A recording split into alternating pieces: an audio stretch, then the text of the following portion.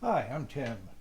In this video, we're going to go over the FAA's recently released rule on remote ID for RC model aircraft. It came out on December 28th, 2020. It's January 1st, 2021, the date of this video. There's a lot going on in the rule, but the short answer is it's very good news. I repeat, good news for Sunday RC flyers. Let's get to it.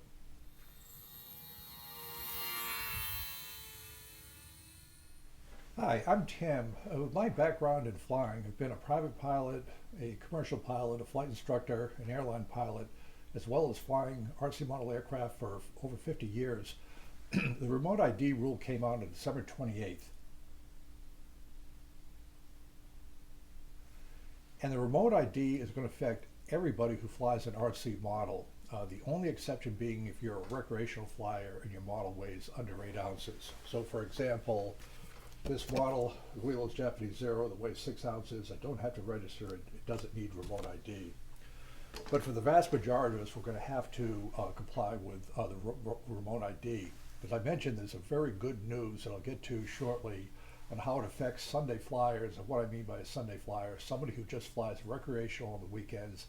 They're not a Part 107 flyer, and they do not intend to make any money with flying their model aircraft. Because it's important to get the terms right, there's a lot of information. I am using some printouts from the FAA on this. And as I mentioned, the final rule on remote identification of unmanned aircraft was released on December 28th, 2020. So this is a final rule. It's no longer an idea. What do you think about it? If it's convenient, you can comply with it. This is the final rule. Now there's some timelines for implementation.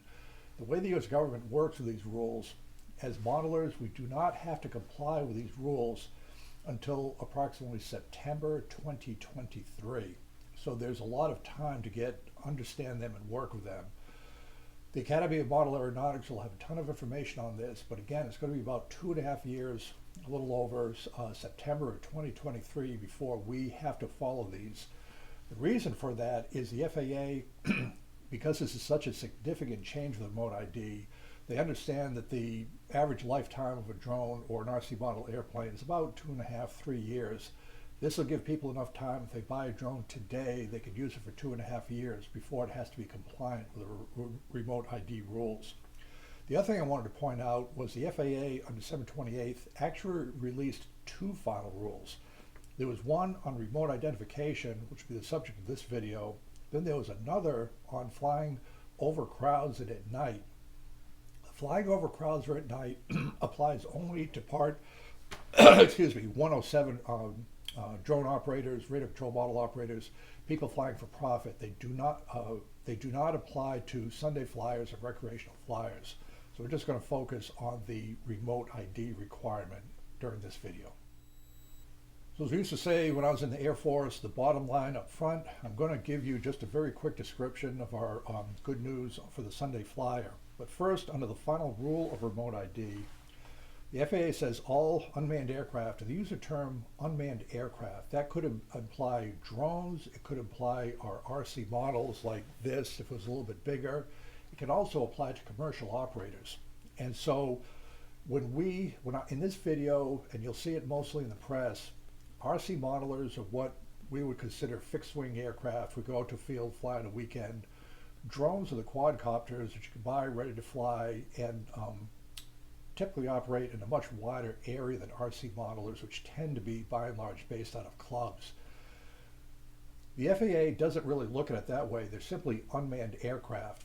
But for this video, because I'm talking to hobbyists, drones and RC models are going to kind of differentiate because the drone operators have a different way of using their aircraft, and they're going to be affected differently by remote ID, I believe, than the RC flyers will, your typically RC flyer. But what the FAA says, under the final rule for remote ID, all unmanned aircraft required to register must remotely identify, and the operators have 3 options. So remember, you have to register your model aircraft. That's been a requirement for the past 5 years. The only exception is if it weighs less than 0.55 pounds or about 8.2 ounces, you don't have to register it. But if you have to register it, i.e. it's more than 8 ounces, less than 55 pounds, it has to have remote ID. The FAA has three options in their final rule, and by the way, the rule was 470 pages. It was an extensive rule. There is standard remote ID for unmanned aircraft. What this means in a nutshell is the manufacturer produces this at the factory. You just buy it out of the box with a remote ID functional and operating. The remote ID, just a very quick summary, will broadcast remote ID messages directly from your model aircraft, usually by either Wi-Fi or Bluetooth. And this remote message will include the aircraft ID, it's the serial number, the latitude, longitude, altitude, and velocity of your RC aircraft, the latitude, longitude, and altitude of control station. That means the person flying the drone or RC model is part of this message set, emergency status, and a time mark. And then there's some other things on that. So the first thing is remote ID comes with it out of the factory. What if your airplane doesn't have remote ID? The second of three options is remote ID with a broadcast module. This is a removable module that you can apply to your model to have remote ID capability. And then the third operation, the third area of remote ID, this is the good news for RC modelers, is what is called an FAA Recognized Identification Area, FRIA. You'll hear FRIA a lot, FAA Recognized Identification Area. A FRIA is a geographic area recognized by the FAA where unmanned aircraft not equipped with remote ID are allowed to fly. That is the Sunday flyer, the recreational flyer at the club field. The FAA continues, organizations eligible to apply for FRIA include community-based organizations recognized by the administrator. That's the Academy of Model Aeronautics. They are our advocate in Washington for this. So as this remote ID process gets rolled out, they will have FRIA applications. AMA clubs should be allowed to apply for those so we can fly at our club without remote ID. You have to maintain visual line of sight. You have to fly within the boundaries of the FRIA. Note the FAA will begin accepting applications for FRIA 18 months after the effective date of this regulation. That's going to be around September 2022 before we can even do that. And then they'll last for 4 years and can be renewed. So that is the good news for Sunday flyers and remote ID. If we fly at our club, we're not going to need remote ID. What I'd like to do now is just offer a little bit of background so there's a better understanding, because some modelers are getting a little bit upset that the FAA is making us do this remote ID. Where did this come from? Why are they doing this? How come it was okay for years to fly all of a sudden now? So remember, the FAA is a government organization. It falls under the Department of Transportation. That is a cabinet level position. The head of the DOT reports to the president. And so the actual release on this came from the Department of Transportation, not the FAA. Again, the two rules were the remote ID and flying at night over crowds. And so just real quick, the U.S. Department of Transportation, FAA, announced final rules for unmanned aircraft, commonly known as drones. Remember, drones could be your RC aircraft, fixed wing, as well as quadcopters, helicopters, anything that flies remotely controlled from the ground. But the FAA continues, these rules come at a time when drones represent the fastest growing segment of the entire transportation sector, with currently over 1.7 million drone registrations and 203,000 FAA certified remote pilots. Those are the Part 107. So these drones are exploding in popularity. They're very easy to acquire. You can buy it, you're flying. There's a lot of people flying these drones that may not be aware of the rules. They could be flying in controlled airspace. They could be flying over open air assemblies. There could be potentially illegal acts, say flying over a military base. They could be transporting contraband. There's a lot of things going on with these UAVs, with the drones. And also there's a safety consideration. There have been a lot of reports that they interfere with airline traffic if you're flying near a busy airport, etc.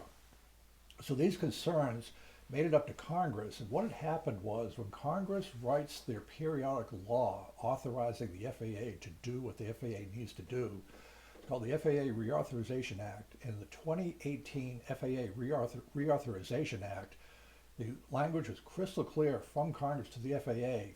Figure out what to do about safely operating these drones in the national airspace system. And we, Congress, order you to come up with a plan for remote ID. So the FAA had their marching orders to do this.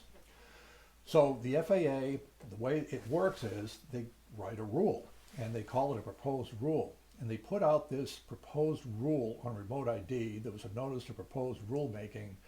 It's out on the internet. This happened about a year and a half ago. The AMA was very vocal on this because the FAA wanted you to comment on it. And so I provided a comment. Many other people provided a comment. The FAA got 53,000 comments on this proposed rule on remote ID. And to their credit, the FAA went through the vast majority of these comments. We said, we agree with this, we disagree with that, and they would give a rationale. So there was an acceptance of the input. At the same time that they were going through the comments from individuals, users like myself, there were also industry working groups working closely with the FAA on this. And there was one group that had our Academy of Model Aeronautics. It was with the Aircraft Owners and Pilots Association, combined with the Experimental Aircraft Association, Wings, which is a Google drone subsidiary, just working with the FAA in case the FAA had questions on Sunday flyers, drones, remote operations, pictures, social media, all that stuff. And they came up with the final rule that was issued on December 28th, 2020. As I mentioned, I think the FAA did a pretty good job, at least understanding that there were concerns out there. For example, there was a proposal, the original draft notice from the FAA, to have this gargantuan central data facility for all the drone flights, and it was going to be kept the data for a period of time afterwards. Industry convinced the FAA that technology doesn't exist. It'd be a huge thing to undertake. There are privacy issues. Another thing the FAA was kicking around was before a drone could fly under remote ID, it had to connect to the internet just to understand where it was.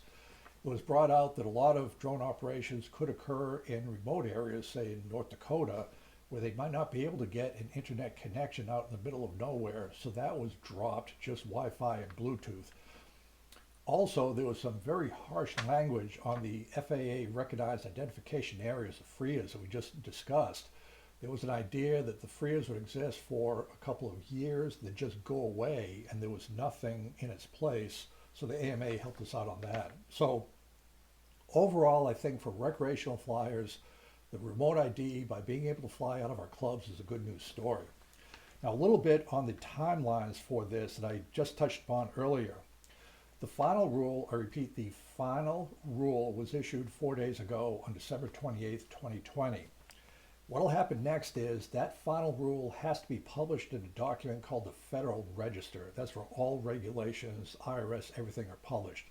That should happen sometime in January this month, probably in a couple of weeks, call it the middle of January. Once it's published in the Federal Register, it goes into effect 60 days after its date of publication, so that'll be about March of 2021. So now it is effective in March of 2021. Manufacturers have 18 months to read it, understand, comply with it as they build future drones with remote ID.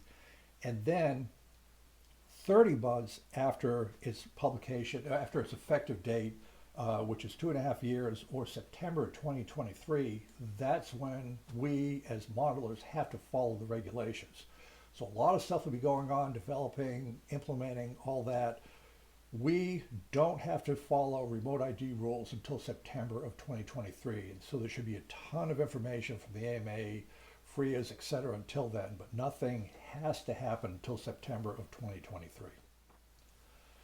So one example, a good example of just how broad the areas of this emerging industry of unmanned aircraft, it's not just us flying our drones on the weekends or taking pictures for our Facebook page.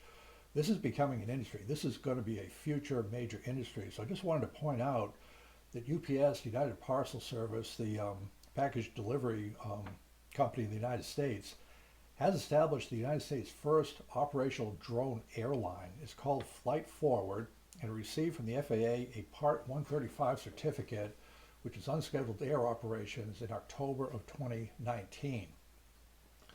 And so just reading the press release from UPS, UPS today announced to receive the government's first full Part 135 standard certification to operate a drone airline. This is flying now. The company will initially expand its drone delivery service further to support hospital campuses around the country, support solutions for customers beyond those in the healthcare industry. UPS Flight Forward plans in the future to transport a variety of items to customers in many industries and regularly fly drones beyond the operator's visual line of sight.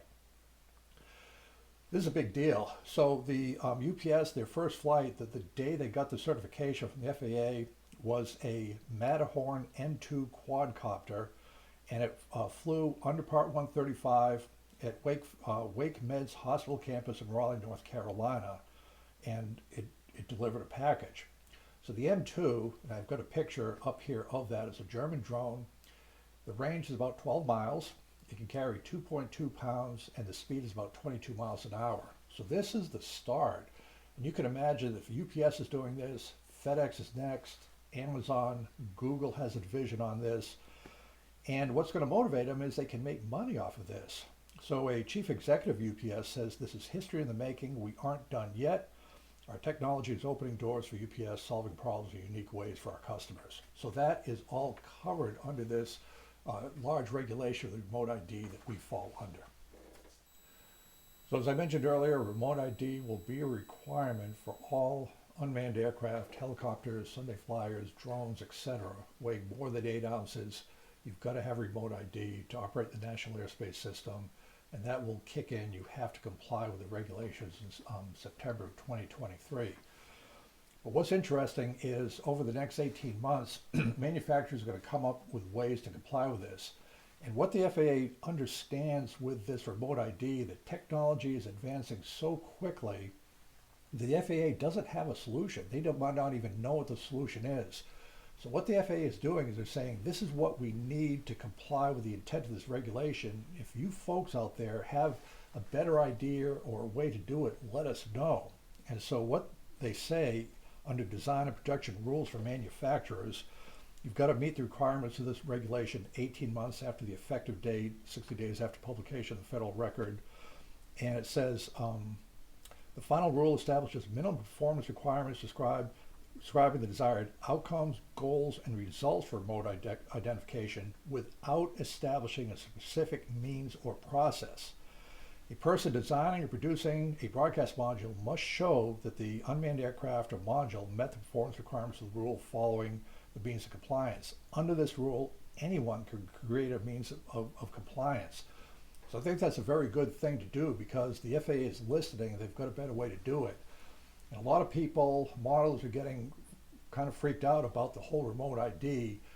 I believe because drone manufacturers are going to have to come up with something that works, there's going to be a tremendous incentive to work hard to make something small and affordable that works. Again, the 3 options: out of the factory, the remote ID, a module that you can put on your aircraft, or no remote ID in a FRIA, the FAA Recognized Identification Areas. I'd like to close now just to give you some of my conclusions. This may happen, it may not happen, just my thoughts on life with the remote ID and what's going to happen over the next couple of years. When you read the final rule on remote ID, there's an awful lot of mention of local law enforcement, FAA reaching out to law enforcement, because what's happening is when we fly our RC models in the field, we tend to fly at the field. We go out there because we like to fly. We see the airplane flying around, do some loose, do some touch and goes. The drone operators typically are a much different view of the flying. They tend to go out for a reason, and they tend to not regularly operate at club airfields. They go to various locations to take pictures oftentimes, some sort of video. And there is one interesting quote from one of a pretty well-known YouTuber on drone operations. Names aren't important, but I kind of had to almost laugh at this to capture the difference. And so this gentleman operates drone only. He's not operating RC aircraft, fixed-wing aircraft. He goes, anybody on any day can fly RC aircraft. With drones, we want to explore, create, and share experiences. We don't buy the drones just to watch them fly. So that kind of captures the difference. I buy aircraft just to watch them fly. The drone operators, you just push a button, you're up in the air to take pictures, to do something else. What this means on remote ID, because the drone operators tend to operate in your neighborhoods, remote areas, They interact with the public far more than I do with my RC models at a club field. If you don't stumble upon the club field, you don't even know it's there. I don't think I've seen a police officer in my entire life of modeling at an RC field or coming up to me. The drone operators, this happens on a regular basis. Neighbors could call them in, there could be privacy concerns, it's just somebody's wondering what they're doing. And so because the remote ID identifies the location of the pilot flying that drone, that's going to be a concern for the drone operators to be continued to see how that evolves. Building the remote ID, it seems like it's a pretty big technical challenge. I view it for the drone operators who do a lot of wonderful, magical, technical things with drones. It's another business opportunity. Whatever drone manufacturer can figure out remote ID affordably is going to have a huge competitive advantage. So I think there's going to be a pretty big race to figure out lightweight, affordable solutions for remote ID, which is in our favor as RC modelers. The remote ID rule is final. They call it a final rule, but it's going to change over time. There's a lot of language in the rule that says at this time, at this time. So there will be inputs by other groups, experiences, whatever. The FAA says, okay, we understand that. If they can meet the intent of the remote ID, I can envision modifications to the rules. It's kind of exciting. We're watching an industry born right in front of us, unmanned aircraft with UPS doing it, advances in our drone technology. It's going to be very interesting to say we were there at the beginning. I think the cost of the remote ID will be affordable just because of the competitive nature of that. I think it's going to be a very easy thing to add to our home-built aircraft. And remember, if we fly at AMA clubs, once the FRIA requests are accepted about 22 months from now, we will have a get-out-of-jail-free card. We do not need the remote ID for flying our models within visual range at RC fields. So the key thing is to stay in touch with the AMA. There'll be a ton of information on this. We have to follow the rules of the FAA, but they did a very good job accommodating the recreational RC pilot with the exclusion at our club airfields. So again, thank you for watching. I appreciate your time, and as I get further updates on these very important changes to our RC flying environment, I'll be sure to pass them on. Thank you.